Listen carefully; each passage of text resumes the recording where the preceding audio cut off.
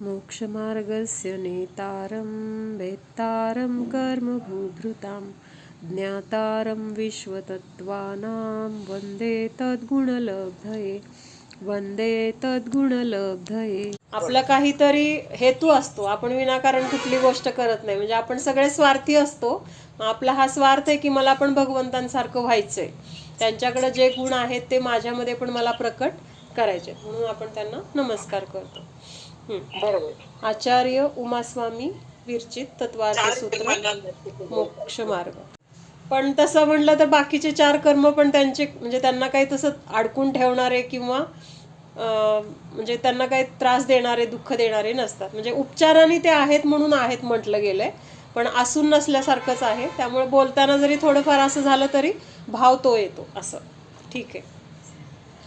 हां, तर आपण बघत होतो की मतिज्ञान 4 प्रकाराने होतं किंवा 4 टप्प्याने होतं, क्रमाने.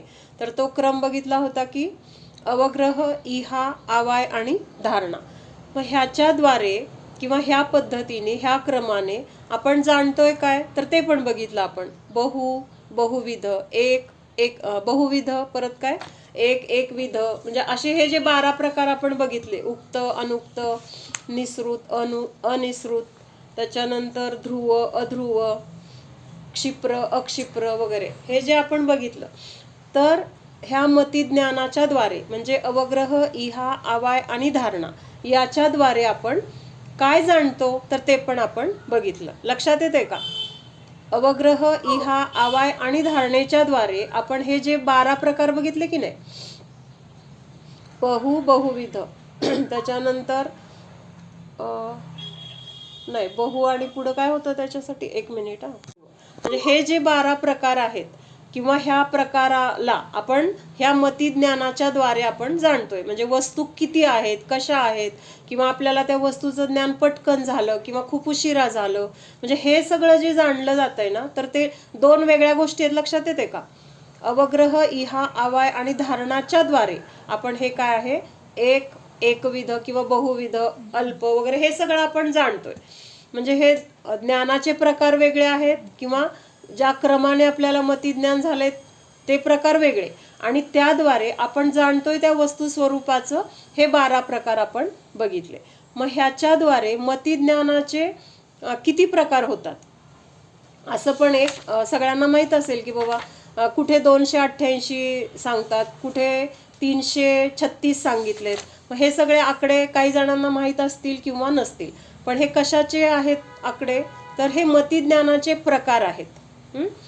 मग हे 228 कसे आले किंवा 336 कसे आले, तर हे सगळं काय आहे, हे बहुविध वगैरे जे आहे तर त्यांचा, आणि हे अवग्रह, इहा, आवाय आणि धारणा ह्याच्याद्वारे आपण त्या पदार्थांना जाणतोय किंवा तसं जाणतोय.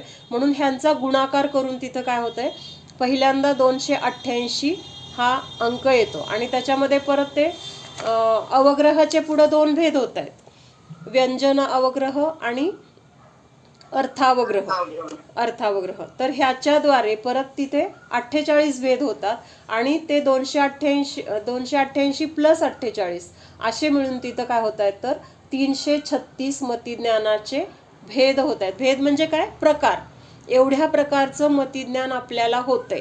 मग हे मतिज्ञानाचे प्रकार एवढेच आहेत का, तर हे कसे सांगितले, तर मुख्य रूपाने सांगितले. म्हणजे ह्या मतिज्ञानाचे सुद्धा प्रकार किती घ्यायचे, म्हणजे तसं बघायला गेलं तर संख्यात आहेत, असंख्यात आहेत किंवा अनंत म्हटले जातील. जेवढे जेवढे विकल्प आहेत, जेवढं जेवढं काही आपण जाणतोय, तर ते सगळं काय आहे, मतिज्ञानाचाच प्रकार आहे. त्यामुळे आता इथं मुख्य रूपाने आपल्याला काय सांगितलंय की हे 288 किंवा 336 हे मतिज्ञानाचे प्रकार आहेत असं सांगितलंय. हा, म्हणजे थोडक्यात काय सांगितलंय की आपण मनाच्या द्वारे चुकतो, वचनाच्या द्वारे चुकतो, शरीराच्या द्वारे चुकतो, परत कषायांच्या द्वारे म्हणजे क्रोधाच्या द्वारे चुकतो, मान, माया, लोभ ह्याच्या म्हणजे प्रत्येक हे जे कषाय आहेत ह्या प्रत्येक कषायांच्या द्वारे चुकतो. त्याच्यानंतर कधी स्वतः करतो, कधी कुणाला करायला सांगतो, किंवा कोणी करत असेल त्याला अनुमोदना देतो. म्हणजे अशा प्रकाराने आपल्याकडून काय झालेले असतात, दोष झालेले असतात. आणि हे सगळे दोष जर बघितले म्हणजे कृतकारित अनुमोदन, समरंभ समारंभ आरंभ, क्रोधमान माया लोभ ह्यांचा गुणाकार करून मन वचन काय ह्यांच्या सगळ्यांच्या गुणाकाराचं जर कुठला अंक येतो तर 108 येतो. म्हणजे 108 प्रकाराने आपण चुकतो. मग ह्या 108 प्रकाराने आपले जे काही दोष घडलेले आहेत तर त्याचं प्रायश्चित्त म्हणून किंवा त्याच्याबद्दलचं प्रतिक्रमण प्रायश्चित्त ह्या रूपाने आपण काय करतो तर 108 जाप दिले जातात. मग तसं इथं तिथं 108 प्रकार आपल्याकडनं दोष घडलेले असतात. तसंच मतिज्ञानाचे सुद्धा प्रकार एवढे कसे झाले असं वाटतं ना आपल्याला. मग त्याच पद्धतीने इथं त्याचे प्रकार पण घेतलेले. थोडंसं इथं तुम्हाला फळा दिसतोय का बघा, म्हणजे त्याच्यावरून थोडं लक्षात आलं तर आलं, कारण थोडा विषय अवघड आहे तसा. बोर्ड दिसतोय सगळ्यांना? पूर्ण दिसतोय, अर्धा दिसतोय? अक्षर नाही दिसत. अक्षर नाही दिसत? एक मिनिट.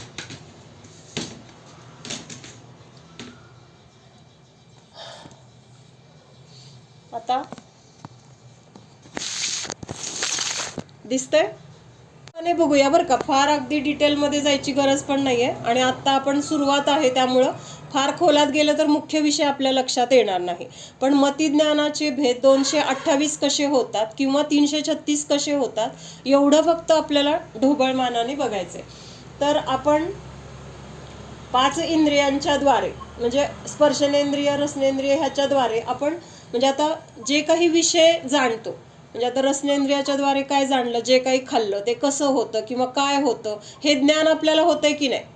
हे जे ज्ञान आहे तर ह्या इंद्रियांच्या द्वारे हे ज्ञान होत असताना ते कुठल्या कशा प्रकाराने होतंय, कुठल्या क्रमाने होतंय तर अवग्रह, इहा, आवाय आणि धारणा ह्या प्रकाराने ते ज्ञान होते. म्हणजे पहिल्यांदा त्या पदार्थाचा अवग्रह होतोय, नंतर तो पदार्थ काय आहे हे जाणण्याची तिथं जिज्ञासा, त्याच्यानंतर तो काय पदार्थ आहे त्याचा निर्णय, आणि नंतरही काही दिवसांनी तो पदार्थ परत आपल्या संयोगामध्ये आला तरी त्याची आपल्याला तिथं विसर पडलेला नाही. तर अशा प्रकाराने ह्या गोष्टी आपल्या लक्षात येणार नाहीत बरं का.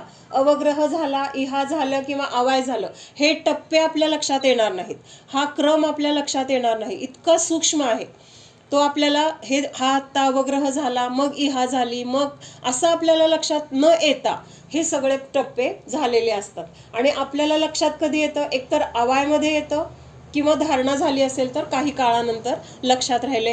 ह्या 2 टप्प्यामध्ये आपल्याला त्या गोष्टीचं ज्ञान झालंय हे लक्षात येतं. अवग्रह आणि इहामध्ये हे 2 क्रम झालेले आहेत हे आपल्याला लक्षात येणार नाहीत, म्हणजे ते सूक्ष्म आहेत त्यामुळे ते आपल्या पकडीत येत नाहीत. कुणाच्या पकडीत येणार हे? केवल ज्ञानी किंवा मनपर्यय ज्ञानी सिद्ध भगवान यांच्याद्वारे हे अवग्रह झालं, इहा झालं हे सगळं त्यांना त्यांच्या ज्ञानामध्ये लक्षात येणार आहे. पण आत्ता आपल्या अवस्थेमध्ये अल्पज्ञ अवस्थेमध्ये आपल्याला हे लक्षात येणार नाही. तर पहिल्यांदा हे लक्षात आलं का की स्पर्शनेंद्रियाच्या द्वारे आपण जो काही विषय किंवा जो पदार्थ त्याचं आपल्याला ज्ञान होते तर तिथं अवग्रह, इहा, आवाय आणि धारणा हे 4 प्रकार झाले, बरोबर आहे. म्हणून स्पर्शनेंद्रियाला आपण जाणताना किंवा त्या विषयाला जाणताना तिथं ह्या क्रमाने किती झाले? 4 प्रकार झाले, अवग्रह, इहा, आवाय आणि धारणा. ह्या 4 क्रमाने आपण जाणलं की नाही तो पदार्थ किंवा तो विषय किंवा ते इंद्रियाच्या द्वारे त्या इंद्रियाचा विषय. लक्षात येते का? अवघड वाटतंय? नाही लक्षात आलं तर मला विचारा बरं का, कारण मी पण पहिल्यांदा सांगते तुम्हाला. स्पर्शनेंद्रियाच्या द्वारे आपण ज्या काही विषयाला भोगतोय किंवा जो पदार्थ खाली घ्या, काय दिसतच नाही. हो का? वरचं दिसतच, तुम्ही सांगता ते नाही दिसत. सॉरी. हा आता थोडं खाली घ्या, खाली. खाली म्हणजे असं का? नाही वरची बाजू दिसत. हा आता दिसायला. ठीक आहे, आता वरचं तरी दिसतंय ना, परत आपण ऍडजस्ट करू. वरचं सगळ्यांना दिसतंय आता हे इंद्रियांची नावं दिसते? हा ठीक आहे. तर हे स्पर्शनेंद्रियाच्या द्वारे जेव्हा आपण एखादा पदार्थ खातोय किंवा त्या पदार्थाचं आपल्याला ज्ञान होतंय तेव्हा त्या पदार्थाचं ज्ञान झालं असं म्हणत असताना तिथं त्या पदार्थाला आपण 4 प्रकाराने जाणलं. अवग्रह, इहा, आवाय आणि धारणा ह्या 4 क्रमाने आपण त्या खाण्याच्या पदार्थाचं ज्ञान आपल्याला झालेलं आहे. इथंपर्यंत लक्षात आलं? लाडू खाल्ला, लाडू आपल्याला माहित नाहीये तो कुठल्या नवीन प्रकारचा लाडू आहे, आणि तो खात असताना तो कुठला आहे काय आहे ह्या सगळ्या प्रकाराने ते आपल्या मनामध्ये अवग्रह इहा झालेला आहे. आणि मग तिथं आवायमध्ये निर्णय झालाय की बाबा हा हा अमुक अमुक हा काय आहे तर मुगाच्या डाळीचा किंवा आणखीन कुठल्या तरी विशिष्ट नवीन कुठला तरी काय पदार्थ, तर तिथं निर्णय आवायमध्ये झालाय. पण अगोदर ह्या दोन्ही क्रिया तिथं झालेल्या आहेत. कुठल्या? अवग्रह पण झालंय आणि इहा पण झालेला आहे. म्हणजे अशा प्रकारे एक पदार्थाचं तिथं तो पदार्थ जाणत असताना 4 प्रकाराने आपण त्या पदार्थाला जाणलं. लक्षात येतं 4 प्रकाराने कसं जाणलं?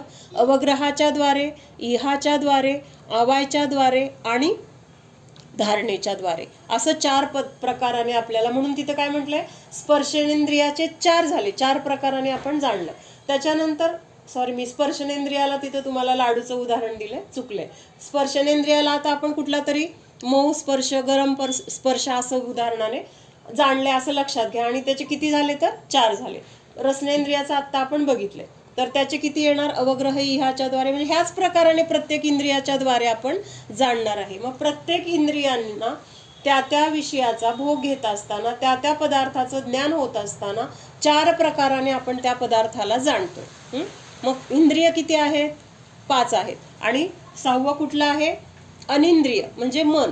मग ह्या मनाच्या द्वारे पण आपल्याला अवग्रह, इहा, आवाय आणि धारणा या प्रकारानेच तिथं मतिज्ञान होतंय. म्हणजे एकूण जर किती विचार केली, बेरीज केली, तर ह्या 6चे प्रत्येकाचे 4-4 म्हणून किती झाले? 6 चोक 24 झाले.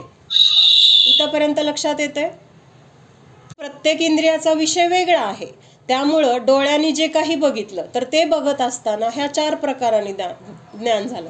कानाने आपण जे काही ऐकलं ते ऐकून त्याचा निर्णय किंवा त्याची धारणा होण्यापूर्वी अवग्रह, इहा हे झालेलंच असतं. म्हणजे असं प्रत्येक इंद्रियांचा त्याचा जो विषय आहे त्या पदार्थांना जाणत असताना ह्या प्रकाराने आपण जाणलेलं आहे. मग प्रत्येक इंद्रियांचं 4 प्रकाराने जाणणं, असं ह्या 6 प्रकाराने आपण किंवा ह्या 5 इंद्रिय आणि मनाच्या द्वारे आपण त्या पदार्थांना जाणत असताना ते प्रकार किती झाले?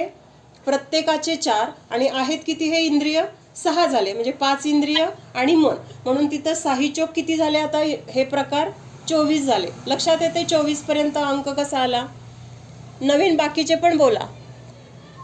सगळ्यांच्या लक्षात येते का? कुणाच्या लक्षात आलं नसेल तर सांगा. ठीक आहे. हा, तर त्याच्यानंतर मग हे तर आपल्याला ह्या इंद्रियांच्या द्वारे अशा पद्धतीने क्रमाने आपण जाणतोय. त्यामुळे हे इंद्रियांपुरतं काय झालं? हे मर्यादित किंवा हे इंद्रियांच्या बद्दल झालं.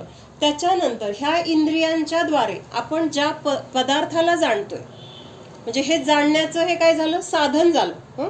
किंवा ह्या इंद्रियांच्या द्वारे आपल्याला तिथं ज्ञान होतंय.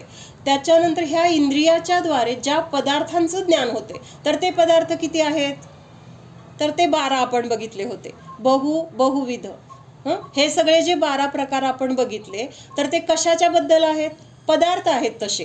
म्हणजे कमी असतील, जास्त असतील किंवा काय असतील, त्यांचे प्रकार वेगळे वेगळे असतील किंवा एकच प्रकार असेल त्याच्यामध्ये परत कमी जास्त असेल. म्हणजे हे जे काही आहे किंवा एखाद्या पदार्थाचं ज्ञान पटकन होतंय, उशिरा होतंय, सांगितल्यावर होतंय, थोडंसं काहीतरी बघितलं तर त्याच्यावरून होतंय, अखंड वस्तू बघितल्यावर होतंय. हे सगळे जे काही प्रकार आहेत, तर ते किती प्रकार झाले होते? 12 झाले होते. बरोबर आहे? 12 झाले होते. मग ह्या 12 पदार्थां किंवा 12 प्रकारचे हे पदार्थ आहेत. आणि ह्या 12 प्रकारच्या पदार्थांचं किंवा ह्या भेदांना आपण ह्या मतिज्ञानाच्या द्वारे कसं जाणतोय? अवग्रह, इहा, आवाय आणि धारणा ह्या पद्धतीने जाणतोय. म्हणजे हे 24 प्रकार आपले झाले होते इथं, 5 इंद्रिय आणि मनाच्या द्वारे झालेले. आणि त्या 24ला परत 12 गुणलं. हे 12 काय आहे? हे बहुविध वगैरे जे 12 आहेत ना, क्षिप्र, अक्षिप्र, ध्रुव, अध्रुव वगैरे, हे सगळे 12 जे भेद केलेत, त्या 12 भेदांनी ह्या 24ला गुणलं. मग तिथं गुणल्यानंतर काय झालं? तर तिथं 288 प्रकार झाले. आता हे पण आपल्याला लक्षात असं येणार नाही की 12 प्रकारांनी कसं गुणायचं. तर स्पर्शनेंद्रियाच्या द्वारे आपण एक प्रकारचा जो गहू आहे, आता थोडंसं याच्यामधलं हे कसं जाणतोय ते बघूया. स्पर्शनेंद्रियाच्या नाही, चक्षुरेंद्रियाच्या द्वारे आपण काय करतोय? गहू जाणतोय. मग तो गहू काय आहे? बहु म्हणजे एक ढीग आहे आणि त्या ढिगामध्ये खूप गहू आहेत, किंवा तिथं वेगवेगळ्या प्रकारचे खूप धान्य आहेत. मग हे जाणलं कशाने? चक्षुरेंद्रियाच्या द्वारे जाणलं, बरोबर आहे. मग तिथं कधी बहु असेल, कधी बहुविध असेल, कधी पटकन आपल्याला लक्षात येईल की हा लोकवन आहे किंवा हा दुसरा शेतगहू आहे. असं हे जे प्रकार आहेत, तर असे सगळे प्रकार आपण जाणू शकतो. ह्या अपेक्षेने तिथं काय केलेलं आहे, ह्या 24ला ह्या 12 प्रकाराने गुणून तेवढ्या पद्धतीचं हे मतिज्ञान आहे हे सांगितलेलं आहे. सेतराणाम असा शब्द आहे की नाही, तर सेतराणाम म्हणजे काय? स इतराणाम, त्याची फोड काय होते?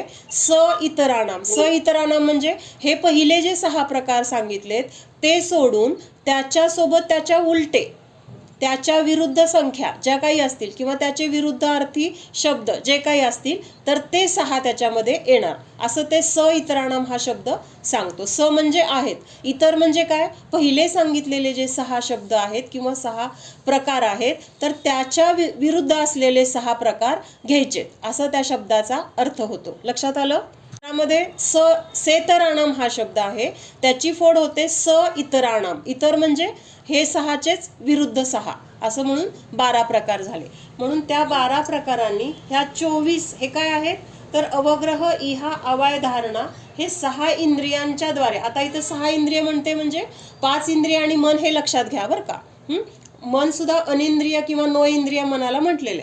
मग इथं हे 24 झाले आणि त्या 24ला हे बहुविधचे 12 जे प्रकार आहेत त्याच्यानी गुणल्यानंतर तिथं काय झालं, 288 झालं. आता आपण अजून हे अर्थावग्रह आणि व्यंजनावग्रह बघितलेलं नाहीये, पण ह्याच्या जोडून ते 48 सांगण्यासाठी मी आता थोडक्यात ते सांगते की व्यंजनावग्रह म्हणजे अवग्रह जो आहे, तर त्या अवग्रहाचे 2 भेद केलेत परत, एक व्यंजनावग्रह आणि एक अर्थावग्रह. एवढंच लक्षात ठेवा, त्याचा आपण विस्ताराने बघणार आहोत. काय सांगितलंय? अवग्रहाचे 2 प्रकार केलेत. एक काय सांगितलंय? व्यंजनावग्रह आणि दुसरा अर्थावग्रह.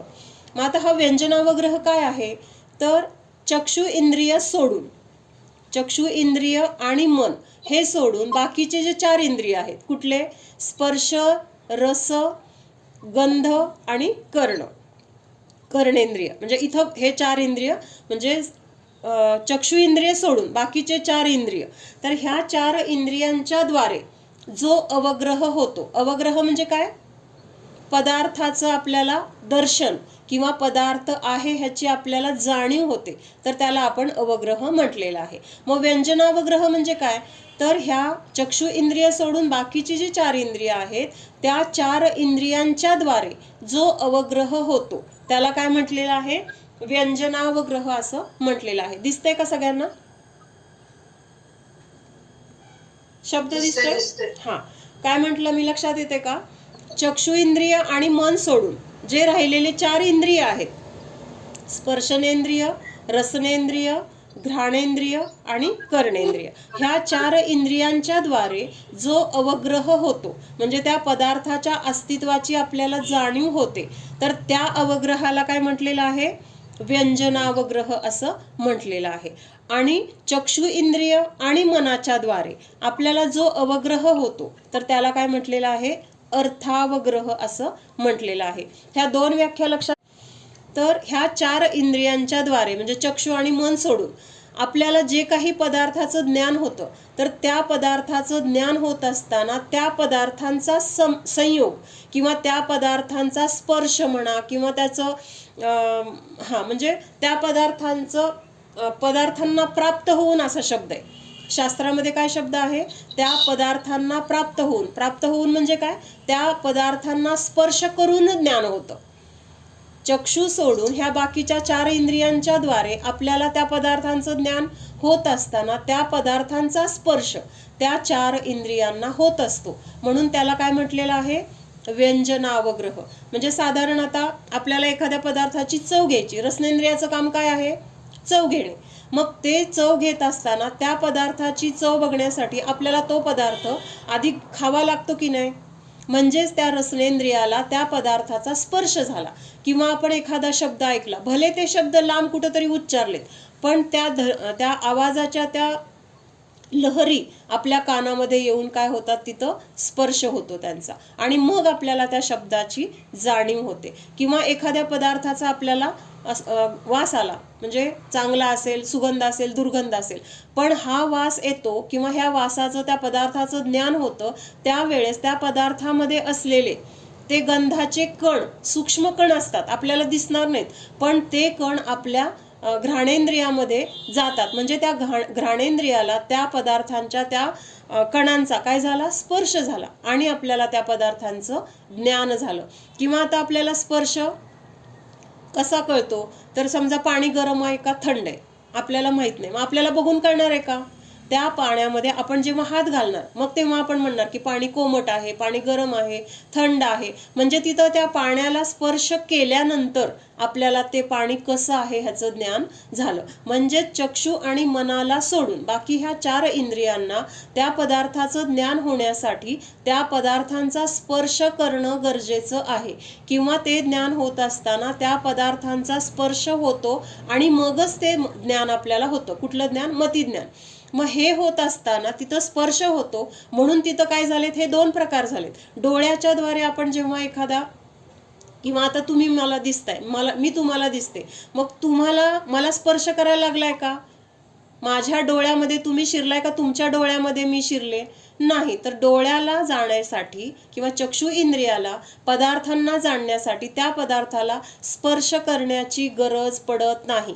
हा मुख्यतेने फरक आहे. बाकीच्या 4 इंद्रियांना स्पर्श केल्याशिवाय ज्ञान होणार नाही, आणि चक्षु इंद्रियाला स्पर्श केलं तर ज्ञान होणार नाही. समजा आता आपली पापणीच आहे, आपल्या डोळ्यांना आपली पापणी दिसते का? आपल्या डोळ्यामध्ये काय गेले ते आपल्याला दिसतं का? ते कुणाला तरी विचारतो, माझ्या डोळ्यात काहीतरी टोचतंय आणि काय गेलंय बघ.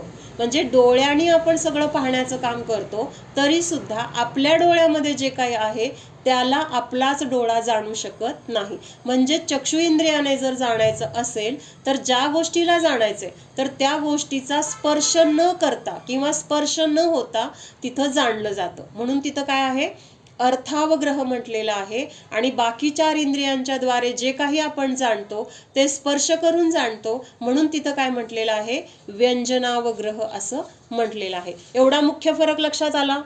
अवग्रह कशाला म्हटलंय, तर पदार्थाच्या अस्तित्वाची आपल्याला जाणीव किंवा सामान्य त्या पदार्थाचं दर्शन झालं तर तिथं आपण काय म्हटलंय की अवग्रह.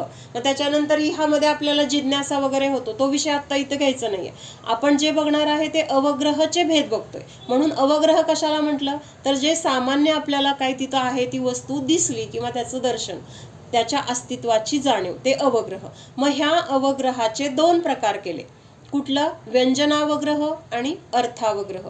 मग व्यंजनावग्रह कशाला म्हटलंय, मन आणि चक्षु इंद्रिय ह्याला सोडून बाकीची जी 4 इंद्रिय आहेत त्या 4 इंद्रियांच्या द्वारे आपल्याला जे पदार्थाचं ज्ञान होतं, तर ते पदार्थाचं ज्ञान होत असताना त्या पदार्थाला ह्या इंद्रियांना स्पर्श करावा लागतो किंवा ते पदार्थ ह्या इंद्रियांना स्पर्श करतात, आणि तेव्हा आपल्याला त्या पदार्थाचं काय होतं, ज्ञान होतं. आणि म्हणून तिथं काय म्हटलेलं आहे, व्यंजनावग्रह झाला असं म्हटलेलं आहे. म्हणजे त्या पदार्थांना प्राप्त करून ज्ञान झालं. प्राप्त करून ह्या शब्दाचा अर्थ काय घ्यायचा इथं, मन लागणार की होत विषय तिथं घ्यायचा नाहीये. आता आपल्याला फक्त व्यंजनावग्रहाचाच विषय असल्यामुळं मनाला तिथं स्पर्श करण्याची गरज पडते का?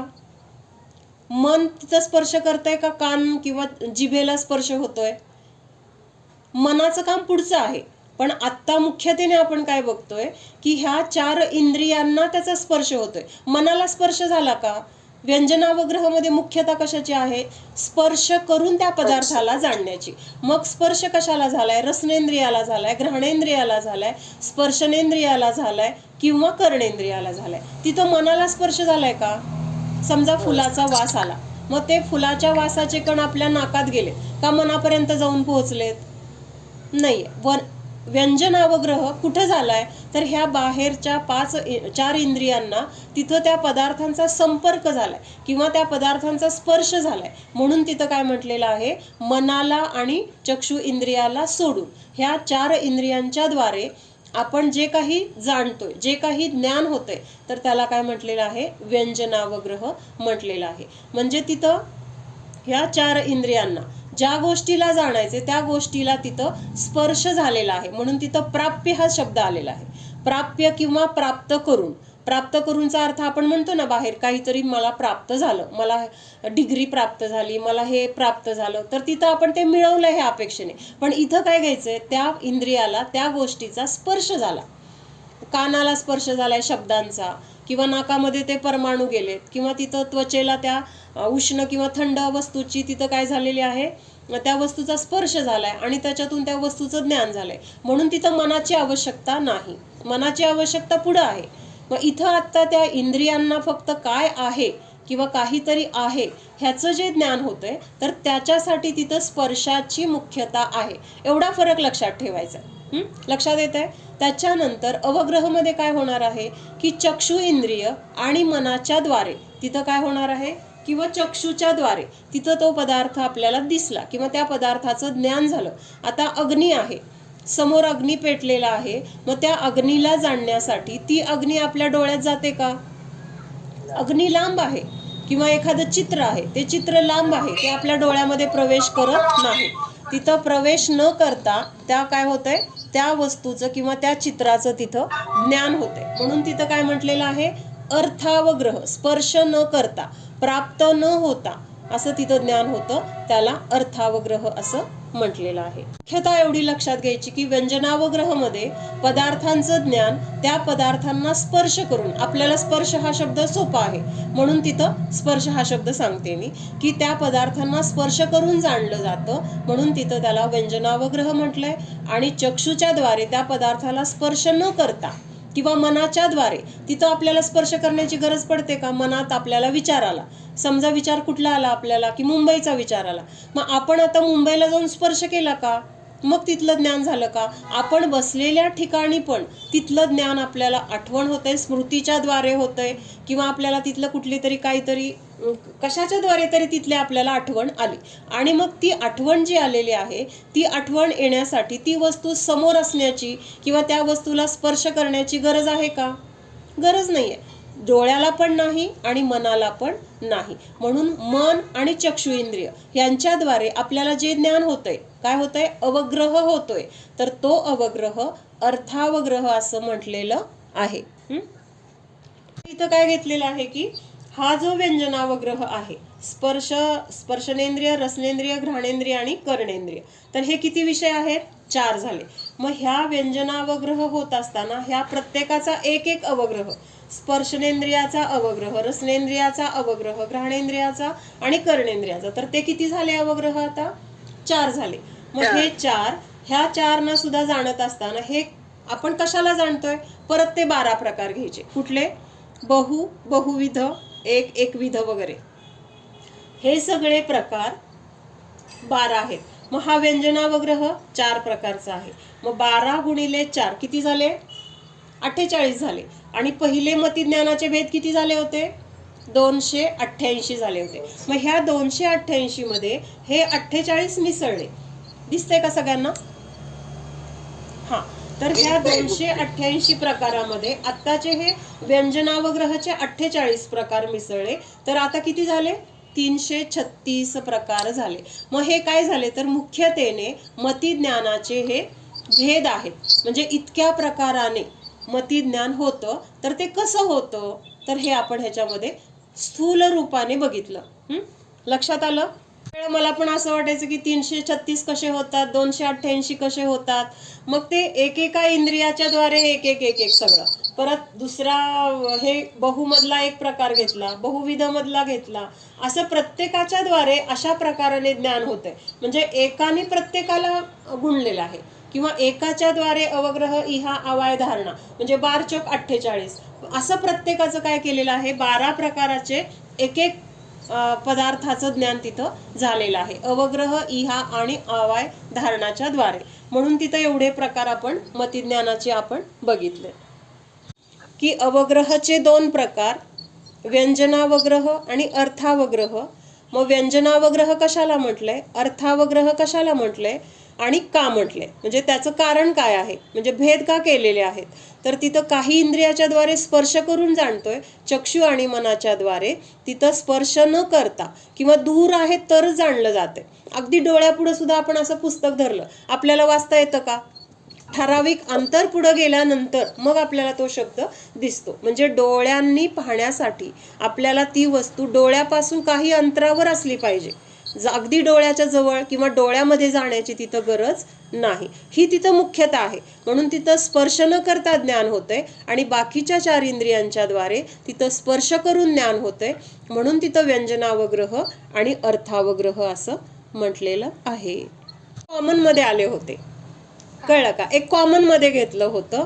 आणि आता इथं कसं आहे की व्यंजनावग्रह ठराविक होणार आहे, ठराविक पदार्थांचा, आणि अवग्रह वेगळ्या पदार्थांचा होणार आहे किंवा वेगळ्या इंद्रियाच्या द्वारे होणार आहे. म्हणून तिथं परत त्यांनी भेद केला. मग असं भेद करून जाणले तर परत एवढे प्रकार होत आहेत.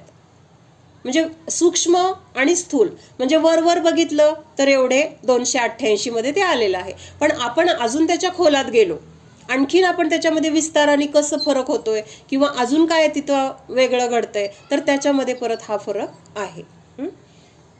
तिला आपण म्हणलं मतिज्ञान झालं, मग त्याच्यामध्ये मतिज्ञान झालं असं म्हटलं, पण ते कसं झालं म्हणत असताना हे 4 टप्पे आपण बघितले की नाही, अवग्रह, इहा, आवाय आणि धारणा. मग तसं आहे, थोडा थोडा फरक असला तरी तिथं लगेच जाणण्याचा एक प्रकार वेगळा होतोय आणि त्यामुळे तिथं 336 भेद झालेले आहेत. डायरीतलं वाचून दाखवते की बहु म्हणजे काय, अनेक प्रकार घेतलेले आहेत. मग ह्या बहुमध्ये पण परत त्यांनी भेद केलेले आहेत. ह्या पुस्तकामध्ये हे नाहीये, थोडंसं वेगळं आहे. आपण जे बहु आणि अल्प किंवा एक असं जे प्रकार केले होते, तर पहिला जो प्रकार आहे बहु, तर त्याच्यामध्ये परत 2 प्रकार सांगितलेत. एक वैपुल्यवाची आणि दुसरा संख्यावाची. काय सांगितलंय? वैपुल्य म्हणजे काय, आपण असं खूप गहू आहेत, खूप ज्वारी आहे किंवा खूप तिथं काय आहे, धान्य सांडलेलं आहे असं म्हणताना तिथं काय झालं, संख्या आहे का त्याच्यामध्ये? फक्त खूप आहे किंवा थोडं आहे, कमी आहे किंवा जास्त आहे, अशा द्वारे आपण तिथं ते सांगितले. म्हणून तिथं वैपुल्यवाची असं म्हटलेले. बहुत चावल, बहुत गेहू, बहुत अजून काय डाळ वगैरे असं. आणि आता दुसरा जो प्रकार आहे संख्यावाची, मग तिथं 10 पोती आहेत किंवा तिथं 100 माणसं आहेत. मग आता खूप धान्य आहे आणि हे म्हणजे कशामध्ये येणार, वैपुल्यवाचीमध्ये. आणि संख्यामध्ये काय येणार, त्याचं बरोबर मोजमाप किंवा त्याची संख्या येणार. लक्षात येतंय? त्या पोत्यामध्ये गहू किती आहेत, खूप आहेत, आणि असं पोती किती आहेत म्हटलं तर 10 पोती आहेत, 100 पोती आहेत, असं संख्येने तिथं मोजमाप केलं जातं. म्हणून ह्या बहुचे परत इथं त्यांनी 2 प्रकार सांगितले. त्याच्यामध्ये अल्पमध्ये पण मग ह्याच असंच येणार, वैपुल्यवाची आणि संख्यावाची. थोडा चावल थोडी दाल, किंवा संख्यावाची मध्ये काय येणार, एक आदमी किंवा थोडे आदमी, म्हणजे कमी असेल तर तिथं अल्पमध्ये येणार. मग त्याच्यामध्ये पण संख्यानी वेगळं आहे आणि वैपुल्यवाची. वैपुल्य म्हणजे लक्षात येतंय ना, ढीग असतो ना, ढीग म्हणजे खूप आहे किंवा थोडा आहे असं मोजमाप संख्येच्या द्वारे न करता त्याच्या आकारमानाने किंवा तिथं न मोजता ते केलं जातं, त्याला वैपुल्यवाची म्हटलेलं आहे. आणि मोजून केलेलं असेल तर तिथं ते संख्यावाची मध्ये येणार. त्याच्यानंतर बहुविध, अनेक प्रकारचे तांदूळ, अनेक प्रकारचे धान्य. एकविध काय येणार, एकविध मध्ये एकाच प्रकारचा तांदूळ, म्हणजे अनेक प्रकारचे तांदूळ आपण बघितले होते. किती प्रकार आहेत, बासमती आहे किंवा अजून तो कुठला दुसरा इंद्रायणी आहे, साधा आहे, रेशनचा आहे, असे अनेक प्रकार. एकविधेमध्ये काय येणार, हा एकच बासमती आणला, मग तो एकविध मध्ये येणार. क्षिप्रमध्ये काय येणार, शीघ्र ग्रहण करणं, म्हणजे काही शिकवायला सुरुवात केली आणि पटकन समजलं, ते क्षिप्रमध्ये, म्हणजे वेगवान किंवा एकदम फास्ट. मग ह्याच्यासाठी उदाहरण त्यांनी दिले क्षिप्रसाठी हावडा एक्सप्रेस. हावडा एक्सप्रेस कशी आहे असते, म्हणून तिथं त्यांनी हावडा एक्सप्रेसचं उदाहरण दिलंय. आणि पॅसेंजर कशी असते, एकदम स्लो. हा म्हणजे आपल्याला समजून घेण्यासाठी फक्त आहे. क्षिप्रमध्ये काय आहे, पटकन. मग तसं ते हावडा एक्सप्रेस फास्ट, त्याचा वेग जास्त आहे, तसं ज्ञानाचा वेग पण काय आहे, जास्त आहे, पटकन समजलं ना, त्यामुळे तसं म्हटलेलं आहे. आणि अक्षिप्रमध्ये काय आहे, अगदी खूप समजून सांगितलं किंवा हळूहळू समजत गेलं, खूप वेळा सांगितल्यावर समजलं, मग त्याला तिथं म्हटलेलं आहे अक्षिप्र. मग त्याच्यासाठी उदाहरण दिलंय, बैलगाडीने चाललाय तो मनुष्य, एक हावडा एक्सप्रेसनी चाललाय त्याला क्षिप्र म्हटलं, आणि जो बैलगाडीने चाललाय तर त्याला काय म्हटलं तिथं अक्षिप्र असं म्हटलंय. किंवा चालत चाललाय तो कशात येणार, अक्षिप्रमध्ये येणार. त्याच्यानंतर अनिसृत, म्हणजे थोडीशी उदाहरणं वेगळी आहेत म्हणून वाचून दाखवते. अनिसृत मध्ये अ म्हणजे थोडा, निसृत म्हणजे काय, प्रकट झालेला. ज्याचा थोडासा भाग प्रकट झालेला आहे त्या थोड्याशा भागावरून त्या भागाला पाहून आपल्याला पूर्ण वस्तूचं ज्ञान होणं, याला म्हटलेलं आहे अनिसृत. थोडंसं प्रकट, निसृतचा अर्थ काय सांगितलंय, प्रकट झालेला, आणि अ म्हणजे काय, थोडासा. मग थोडंसं जे प्रकट झालंय त्याच्यावरून आपल्याला जे ज्ञान होतंय तर त्याला अनिसृत असं म्हटलेलं आहे. मग इथं परत ते हत्तीचंच उदाहरण आहे. हत्ती पाण्यामध्ये आहे आणि सोंड फक्त आपल्याला दिसली, तर त्या सोंडेवरून तिथं हत्ती असल्याचं आपल्याला ज्ञान झालं. आणि किंवा दुसरं उदाहरण दिलंय की आता इथं पंढरपूरला नदी आहे ना, मग आषाढी वारीच्या वेळेस किंवा खूप पाऊस आल्यानंतर त्या नदीमध्ये इतकं पाणी सोडलेलं असतं, त्या नदीमध्ये पण काही मंदिर आहेत त्या लोकांची, तर ती मंदिरं पूर्ण बुडली जातात आणि फक्त वरती शिखर दिसतं. मग त्या शिखरावरून तिथं मंदिर आहे हे ज्ञान होतं की नाही, मग त्याला काय म्हटलेलं आहे, अनिसृत असं म्हटलेलं आहे. आणि निसृत मध्ये काय येणार, पुरी प्रकट वस्तू देखने से वस्तू को ग्रहण करना या वस्तू का ज्ञान होना. पूर्ण हत्तीला पाहिलं आणि मग हत्ती आहे असं समजलं, किंवा ते पाणी नसताना पूर्ण मंदिर तिथं दिसत होतं आणि त्यावरून आपल्याला त्या मंदिरचं ज्ञान झालं. अनुक्त, बिना कही वस्तू को अभिप्राय से जानना, म्हणजे त्या वस्तूचं न सांगता किंवा त्या वस्तूचं अस्तित्व आहे तिथं, ती वस्तू तिथं आहे असं न सांगता किंवा ती वस्तू न दिसता फक्त अभिप्रायाच्या द्वारे आपल्याला त्या वस्तूचं ज्ञान झालं तर त्याला अनुक्त म्हटलंय. कुछ इशारा किया और उसने जाना की उनको क्या कहना है, म्हणजे डोळ्याच्या इशारावरून किंवा डोळ्याकडे बघितलं. अभ्यासाला मुलगा बसत नाहीये आणि आईने सांगून सांगून आई दमली, आणि मग तिने असं एकदा रागाने बघितलं की आता तो मुलगा काहीही न, म्हणजे आईला काही न बोलता किंवा हातात जे काही करतोय ते सोडून पटकन काय करतोय, आता अभ्यासाला जाऊन बसला. म्हणजे त्या डोळ्यातल्या भावावरून त्याला काय समजलं की आईला काय सांगायचंय, किंवा आता जर आपण अभ्यासाला नाही बसलो तर आपल्यावर आता काय वेळ येणार आहे हे त्या डोळ्यातल्या भावांनी त्याला कळालं. मग ह्याला अनुक्त असं म्हटलंय. उक्त म्हणजे बताने के बाद ही ग्रहण होना. ध्रुव, दीर्घ काल तक ग्रहण होना या निरंतर ग्रहण होना, म्हणजे सलग, म्हणजे खूप काळासाठी आपल्याला ते लक्षात राहिले, किंवा कशामुळे लक्षात राहिले तर ते कंटिन्युअस आपण त्याच्यामध्ये ग्रहण करत राहिलोय, म्हणजे परत परत आपण त्या गोष्टी म्हणतोय किंवा त्याचं आपण पाठांतर केलेलं असल्यामुळं ते आपण विसरू नये म्हणून रोज त्याचा पाठ करतोय. तर हे कशामध्ये येणार, उक्तमध्ये येणार, ध्रुवमध्ये येणार. अध्रुवमध्ये एक को ग्रहण करके छोड़ा, फिर दूसरे को ग्रहण किया, उसको छोड़ा, तिसरे को ग्रहण किया. मग त्यामुळे काय झालं, कुठलंच लक्षात नाहीये, पाहिलं सोडून दिलं, पाहिलं सोडून दिलं. मग ह्याला काय म्हटलेलं आहे, अध्रुव. किंवा एखादी गोष्ट आपल्याकडून विसरली जाणे, त्याची धारणा न राहणार नाही असं ते ज्ञान, तर त्याला अध्रुव असं म्हटलेलं आहे. आता त्याच्या पुढे काय सांगितलंय, बहुविध, क्षिप्र, अनिसृत, अनुक्त, ध्रुव, ह्या 6 प्रकारांना जाणण्यासाठी विशुद्धी जास्त पाहिजे. काय सांगितलंय, हे जे 6 प्रकार आहेत, बहुविध, क्षिप्र, अनिसृत, अनुक्त आणि ध्रुव, ह्यांच्याद्वारे आपल्याला जे काही ज्ञान होणार आहे तर ते ज्ञान होण्यासाठी आपल्या परिणामामध्ये विशुद्धी जास्त असणं गरजेचं आहे. विशुद्धी जास्त असणं गरजेचं आहे. का गरजेचं आहे, विशुद्धीमुळे काय होतं, विशुद्धीमुळे काय होतं, आपले परिणाम सुधारतात ना. हा बरोबर आहे की, मग तेच विशुद्धी झाली म्हणजेच परिणाम सुधारले. पण त्याच्यामुळे तिथं काय सांगितलेलं आहे की विशुद्धी जास्त पाहिजे. मग काय होतं, त्या विशुद्धीमुळे काय होतं फरक, प्रियांका भाभी, हा ज्ञानाचा उघाड जास्त होतो. कशामुळं, ह्या विशुद्धतेमुळे किंवा विशुद्ध परिणामामुळे. विशुद्धी जास्त पाहिजे. विशुद्धी म्हणजे विशुद्धीच्या द्वारे काय होतं तर कषायांची, विशुद्धी म्हणजे काय, कषायांची मंदता. संक्लेश परिणाम नाहीत, म्हणजेच आपलं मन शांत आहे. मग जेव्हा आपलं मन शांत असतं तेव्हा आपल्याला जे काही आपण शिकतो तर ते कसं होतं, पटकन ग्रहण होतं. किंवा एखादी वस्तू आपल्याला सापडत नसते तेव्हा आपण जर शांत बसून विचार केला तर आपल्याला आठवतं आपण कुठं ठेवली, कधी ठेवली.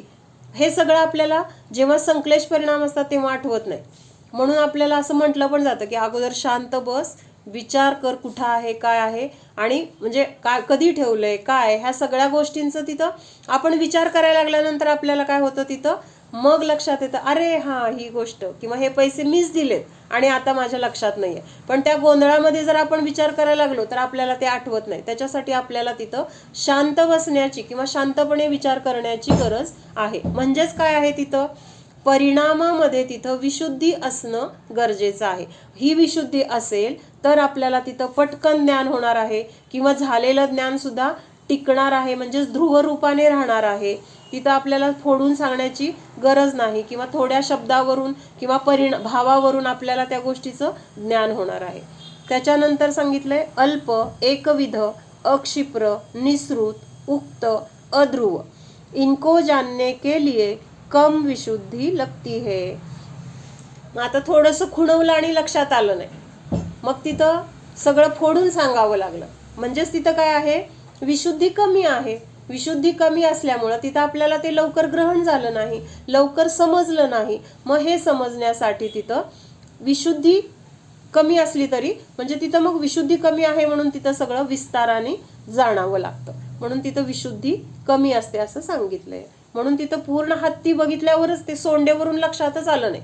तो हत्ती जेव्हा पूर्ण दिसला तेव्हा लक्षात आलं, म्हणजेच तिथं तेवढी विशुद्धी नव्हती, म्हणून तिथं सोंडेवरून आपल्याला ज्ञान झालं नाही. असं 12 पद्धतीने तिथं काय आहे, अवग्रह, इहा, अवाय आणि धारणा होतात. त्याचे 228 प्रकार आपण बघितले. हा, पुढे आता 17 नंबरचं सूत्र आहे. उपरोक्त अवग्रहादि के विषयभूत पदार्थ भेद किसके है. म्हणजे आता हे आपण जे बघितले वरचे 288 प्रकार, तर हे जे प्रकार आहेत तर ते कशाचे आहेत, कुठल्या पदार्थांचे ते भेद आहेत, असं तिथं प्रश्न विचारलाय. 17 नंबरचं सूत्र आहे अर्थस्य. काय आहे, अर्थस्य. उपरोक्त 12 अथवा 288 भेद पदार्थ के है. अर्थ म्हणजे इथं काय घ्यायचं, अर्थावग्रह मधला अर्थ नाही, तर इथं अर्थ म्हणजे आपण मध्ये बघितलं होतं की नाही, अर्थ म्हणजे द्रव्य, अर्थ म्हणजे शब्दाचा अर्थ, अर्थ म्हणजे धन, अर्थ म्हणजे प्रयोजन, असं सगळं वेगळे वेगळे अर्थ आहेत. मग इथं ह्या अर्थ शब्दाचा अर्थ काय घ्यायचा आहे, तर पदार्थ किंवा द्रव्य. म्हणून सांगितलं की हे जे 288 भेद आपण बघितले तर ते कशाचे झालेले आहेत, तर त्या पदार्थांना जाणून झालेले आहेत. म्हणून 288 प्रकार त्या पदार्थाचेच म्हटले गेले. त्याच्यानंतर यह भेद व्यक्त पदार्थ के कहे है. अव्यक्त पदार्थ के लिए 18वां सूत्र कहाँ है. यदि कोई कहे कि रूपादि गुण ही इंद्रियों के द्वारा ग्रहण किए जा सकते हैं, इसलिए रूपादि गुणों का ही अवग्रह होता है, न कि द्रव्यों का, तो यह कहना ठीक नहीं है. यह यहाँ बतलाया है. म्हणजे थोडक्यात काय सांगितलं, ही कुणाची तरी अशी एक शंका किंवा मान्यता आहे की आपल्याला जे ज्ञान होतंय वस्तूचं तर ते इंद्रियांच्या द्वारे ग्रहण केलं जातंय. तर ते कुठलं ग्रहण केलं जातंय, तर फक्त जे रूपादी पदार्थ आहेत. रूपादी पदार्थ म्हणजे कुठले येणार, फक्त पुद्गल पदार्थ. म्हणजे पुद्गल पदार्थच इंद्रियांच्या द्वारे ग्रहण केले जातात असं त्यांचं म्हणणं आहे. म्हणजे रूपादी गुणों का ही अवग्रह होता है. म्हणजे रूपादी म्हणजे काय घ्यायचं, पुद्गल तर घ्यायचंच, पण जे दिसतंय तेवढ्याच घ्यायचं. आता पुद्गल सुद्धा सूक्ष्म आहे की नाही, परमाणू आपल्या डोळ्यांना दिसतो का, मग परमाणू कसा आहे, स्पर्श रस गंध वर्णवालाच आहे, रूपी पदार्थच आहे, पण तो आपल्या डोळ्यांचा विषय आहे का, नाही, कारण तो अतिशय सूक्ष्म आहे. मग ह्यांचं म्हणणं इथं काय आहे की आपल्याला जे ज्ञान होतंय तर जे समोर वस्तूचे रूप म्हणजे काय, त्याचं म्हणजे त्या वस्तूचं अस्तित्व आपल्याला त्याच्या रंगाच्या द्वारे, आकाराच्या द्वारे आपल्याला दिसतंय. मग त्यांनाच फक्त हे इंद्रिय जाणणार, बाकीच्या दुसऱ्या कुठल्याही पदार्थाला जाणणार नाहीत असं त्यांचं म्हणणं आहे. मग त्यांचं ते म्हणणं चुकीचं आहे हे इथं आपल्याला सांगायचंय असं आचार्य म्हणतात. इंद्रियों के द्वारा रूपादि जाने जाते हैं, यह कहने मात्र का व्यवहार है. रूपादि गुण द्रव्य से अभिन्न है, इसलिए ऐसा व्यवहार होता है कि मैंने रूप को देखा, मैंने गंध को सूंघा, किंतु गुण पर्याय द्रव्य से भिन्न नहीं है, इसलिए पदार्थ का ज्ञान होता है. इंद्रियों का संबंध पदार्थों के साथ होता है, मात्र गुण पर्यायों के साथ नहीं होता. म्हणजे ती पर्याय बघितली आणि ज्ञान झालं, म्हणजे त्या पर्यायाला बघून ज्ञान झालं असं म्हटलं तरी पण चुकीचं आहे. कारण पर्याय कुणाची आहे? पर्याय कुठे उत्पन्न झाली? द्रव्यामध्ये उत्पन्न झाली. मग पर्यायाला जाणतोय म्हणजेच आपण कुणाला जाणतोय? तर द्रव्याला जाणतोय. पण ह्यांचं इथं काय म्हणणं होतं की रूपादी पदार्थ म्हणजे रूप वगैरे हे काय आहे? त्या द्रव्याच्या पर्याय आहेत आणि त्या पर्यायांनाच काय जाणतंय? हे इंद्रिय जाणतात, त्या द्रव्याला इंद्रिय जाणत नाहीत असं त्यांचं म्हणणं इथं खोडून काढलेलं आहे. त्याच्यानंतर केवल गुणों का ज्ञान नहीं होता, गुणसहित वस्तू काही ज्ञान होता है. म्हणजे रूपाचं ज्ञान झालं किंवा गंधाचं ज्ञान झालं असं म्हणत असताना तो गंध किंवा ते रूप किंवा तो आकार ते कशामध्ये आहे? त्या द्रव्यालाच आपण जाणलेलं आहे. नुसतं त्या गुणांना जाणलं असं म्हणलं तर चूक आहे. तर तिथं जे काही आपल्याला ज्ञान होतं तर त्या अखंड वस्तूलाच आपण जाणतोय किंवा त्या अखंड वस्तूचंच आपल्याला ज्ञान होतंय असं. सफेद कुछ देखा, वह किसी ना किसी वस्तू में ही पाया जाएगा. आपल्याला पांढरं काहीतरी दिसलं, मग पांढरं दिसलं ते कशाचं तरी वस्तूचंच दिसले ना, रंग त्या वस्तूमध्ये आहे म्हणून दिसले. नुसताच रंग वेगळा आणि वस्तू वेगळी, द्रव्य वेगळं असं नाही. सफेद कुछ देखा, वह किसी ना किसी वस्तू में पाया जाएगा. सफेद दीवार, सफेद कपड़ा, सफेद रंग. त्याच्यानंतर मिठास, मिठास भी किसी ना किसी पदार्थ में ही पाई जाएगी. शक्कर, आम, आम में ही मिलेगी. वस्तू को छोड़कर मिठास नहीं मिलेगी. आम्हाला नुसतं थोडंसं काय पाहिजे? गोडपणा पाहिजे, साखर नकोय किंवा साखर घातलेले पदार्थ नकोय, नुसती आम्हाला गोडी पाहिजे असं म्हटलं तर मिळेल का आपल्याला? तर ती गोडी म्हणजेच ते द्रव्य आपल्याला स्वीकारायला पाहिजे. म्हणजेच गोडीला आपण अनुभवतोय किंवा गोडीचा आपण आस्वाद घेतोय तर तिथं आपण काय करतोय? त्या द्रव्याचाच आस्वाद घेतोय, त्या द्रव्यालाच आपण जाणतोय. प्रमाण का विषय सामान्य विशेषात्मक वस्तू है. म्हणजे प्रमाण आपण बघितलं ना, प्रमाण आणि नयाच्या द्वारे आपल्याला ज्ञान होते. मग प्रमाणाच्या द्वारे जे काही जाणतोय तर ती अखंड वस्तू कशी आहे? द्रव्य रूपाने सामान्य आहे आणि त्या द्रव्यामध्ये काही विशेष गुण आहे, त्या विशेष गुणामुळे ती विशेष पण आहे. म्हणून त्या द्रव्याला काय म्हटलेलं आहे? किंवा त्या द्रव्याचा जो विषय किंवा प्रमाण त्या द्रव्याला जाणणारं कसं आहे? तर सामान्य विशेषात्मक वस्तूला जाणणारं आहे. सिर्फ सामान्य या सिर्फ विशेष वस्तू का विषय नहीं होता. म्हणजे प्रमाण हे फक्त सामान्य अवस्थेला जाणते किंवा फक्त विशेष अवस्थेला जाणते असं नाही. तर प्रमाणाच्या द्वारे सामान्य आणि विशेष दोन्हीही जाणलं जातं. नय के द्वारा वस्तु के कहे एक अंश को ग्रहण करेंगे, लेकिन अंश के द्वारा वस्तु को ही ग्रहण करेंगे. म्हणजे जरी आपण म्हणतोय नयाच्या द्वारे आपण काय जाणलं? त्या वस्तूमध्ये असलेल्या एखाद्या गुणाला जाणलं किंवा एखाद्या अंशाला जाणलं. पण अंशाला जाणलं, पण कशातल्या अंशाला जाणलं? तर त्या द्रव्यातल्याच अंशाला जाणलेलं आहे. म्हणून आपण नयाच्या द्वारे सुद्धा कशाला जाणतोय? तर त्या वस्तूलाच जाणतोय किंवा त्या वस्तूला जाणण्यासाठीच आपण ह्या नयाच्या द्वारे किंवा नयाचा मार्ग आपण स्वीकारतोय. द्रव्य अलग, गुण अलग, पर्याय अलग, ऐसा नहीं है. लक्षात येते का? द्रव्य वेगळं, द्रव्यातले गुण वेगळे, द्रव्यातली पर्याय वेगळी, असं वेगळं वेगळं नाही. पण असं हे वेगळं वेगळं आहे असं मानणारं पण एक मत आहे. ते कुठलं आहे? तर नैयायिक नावाचे एक मतवादी आहेत. तर ते काय म्हणतात? द्रव्य वेगळं आहे, गुण वेगळं आहे आणि पर्याय वेगळे आहे. म्हणजे जीव वेगळा आहे आणि ज्ञान वेगळं आहे आणि तो ज्ञान गुण येऊन त्या जीवाला चिटकला. कशाने चिटकला? तर समवाय नावाचा एक डिंकासारखा पदार्थ आहे आणि त्या समवायाच्या द्वारे ते ज्ञान नावाचं जे काही गुण आहे तर तो गुण येऊन त्या जीवाला चिटकला, असं कोण मानतंय? नैयायिक नावाचे ते मतवादी आहेत, ते मानतात. मग त्यांचा निषेध करण्यासाठी हे सूत्र आहे. काय सांगितलं? अर्थस्य उसका यह निषेध किया गया है, उसके लिए अर्थस्य यह सूत्र दिया है. अर्थ केवल गुणों का ही ज्ञान नहीं होता, सामान्य विषयात्मक वस्तु का ही ज्ञान होता है. उदाहरणार्थ, यह मनुष्य है जाना. काय जाणलं? हा मनुष्य आहे असं जाणलं. मग हे जाणत असताना इसमें केवल मनुष्य पर्याय को ही ग्रहण नहीं किया, पर्याय सहित जीव को भी ग्रहण किया है. जेव्हा आपण म्हणतो की हा मनुष्य आहे, मनुष्य म्हणजे दिसताना जर आपल्याला काय दिसते? तिथं पुद्गलाची मनुष्य आकाराची पर्याय दिसते. पण ही पर्याय कुणामुळे आहे किंवा ती का आहे? तर त्याच्यामध्ये एक जीव आहे, जीवाचं अस्तित्व आहे किंवा त्या जीवाच्या आणि ह्या पुद्गलाच्या दोघांच्या संयोगाला, दोघांच्या एकत्रितपणाला तिथं काय म्हटलेलं आहे? मनुष्य असं म्हटलेलं आहे.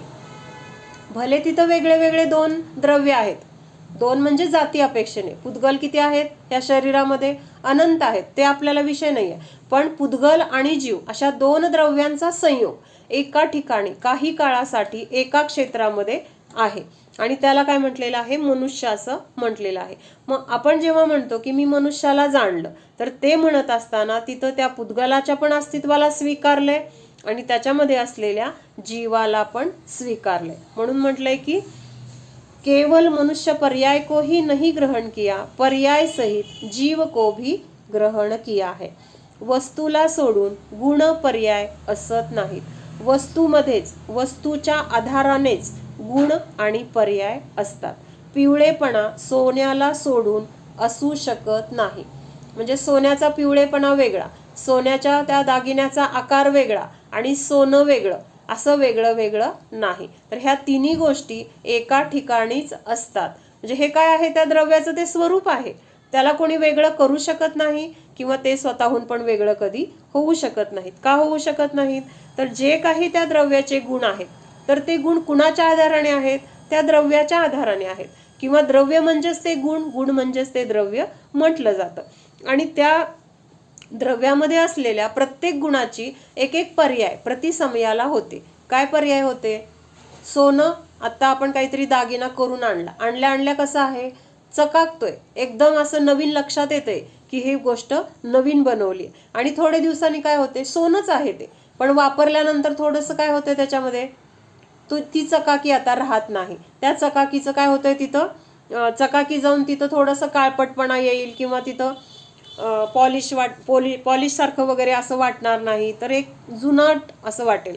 पण ते सोनच आहे. म्हणजे तिथं आता ती पर्याय फक्त काय झालेली आहे? बदललेली आहे. अगोदर नवीन पर्याय होती, आता तिथं काय झालेली आहे? ती जुनी पर्याय झालेली आहे. म्हणजे हा पर्यायामध्ये बदल होईल, पण गुण नष्ट होणार नाहीत किंवा ते द्रव्य नष्ट होणार नाही.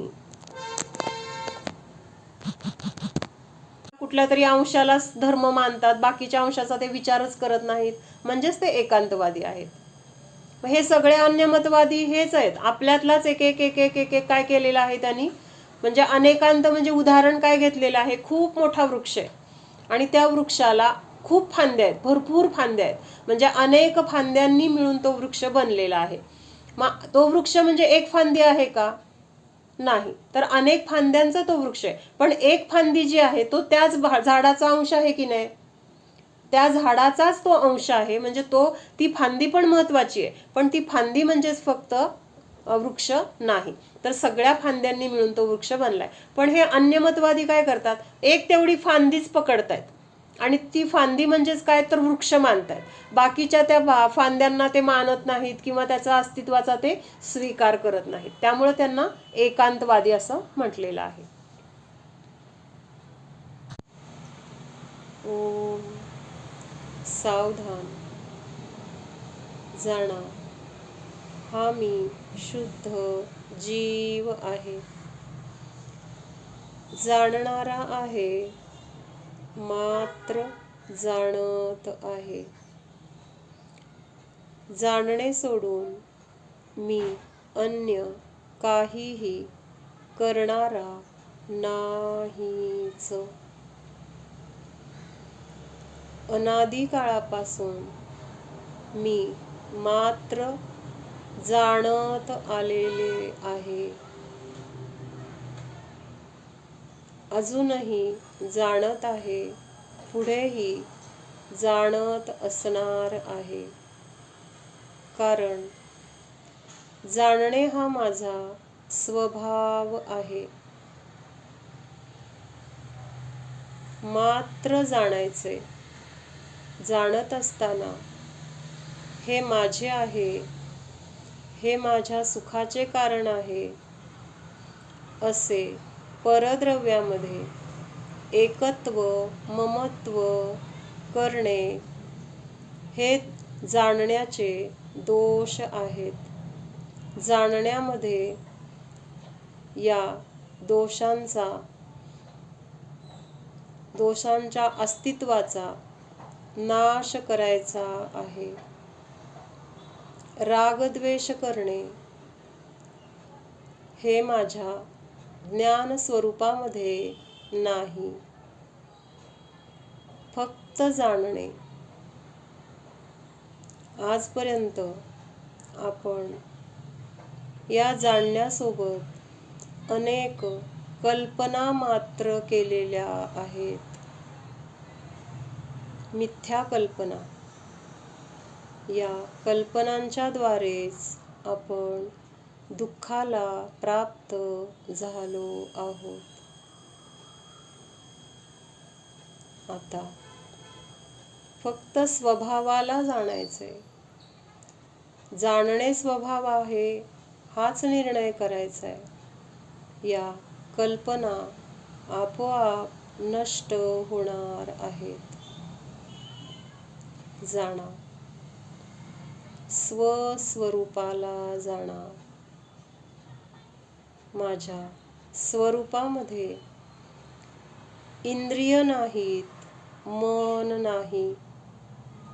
मला जाणण्यासाठी या इंद्रिय आणि मनरूपी कुबड्यांची गरज नाही. जाणा. हा मी केवल ज्ञान स्वरूपी आहे. अनंत ज्ञान स्वरूपी आहे. केवल ज्ञान स्वरूपोऽहम्.